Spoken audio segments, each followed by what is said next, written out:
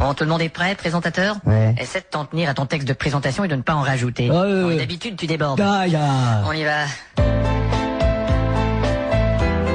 Voici l'émission Ça se dispute. Voilà, c'est tout, merci. Le week-end dernier, je suis allé au puce et en descendant à Porte de Clignancourt, je te jure, j'ai vu une de ces nanas, alors je lui ai dit, viens, on va se bouffer une clope et après tu vois ce que je vais dire. Bonsoir, bienvenue à Ça se dispute. Ce soir, nous discutons des ordures, des déchets. Nous avons ici le responsable de la voirie de Paris. Bonsoir. Où en sommes-nous avec la gestion de nos déchets? Je crois qu'il est grand temps de tout revoir, car notre système de gestion des déchets est mort. Il est mort, c'est mon avis. C'est votre avis de déchets.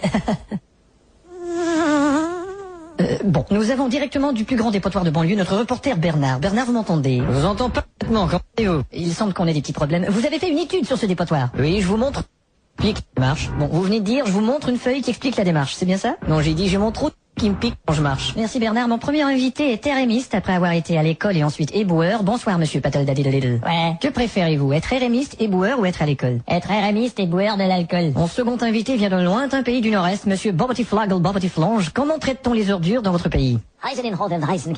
Dans mon pays, il n'y a rien à bouffer et on n'a pas les moyens de consommer. Donc, à part notre président, nous n'avons aucune ordure. Alors nous chantons cet air traditionnel. Ils ont des chapeaux ronds, vive la Bretagne.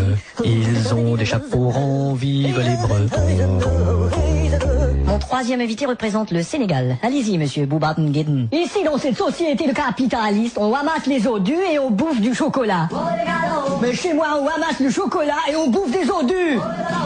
Inacceptable en effet. J'ai ici un expert en propreté des villes, monsieur Fredet, qui est allé au Japon. C'est vrai. Alors comment sont-ils, ces Nippons? Très jolis, plaît-il. Les Japonais ont de très jolis petits Nippons. Et la propreté? Eh ben, je suis descendu dans la capitale du Japon et c'est pas aussi propre qu'on le dit, hein. Ah bon? J'ai demandé à un Japonais qui parlait l'anglais quel était le nom de cette ville toute sale. Et vous savez ce qu'il m'a répondu? Fuck you? Non, Tokyo. Et vous avez rencontré des gens? Ouais, là-bas, il y a un type, il s'appelle Nick. Il avait un job chez Sony, il l'a perdu et est devenu éboueur. Oh là là. Tellement frustré qu'un jour, il paraît qu'il a refusé de ramasser une crotte de chien. Oui, ça va.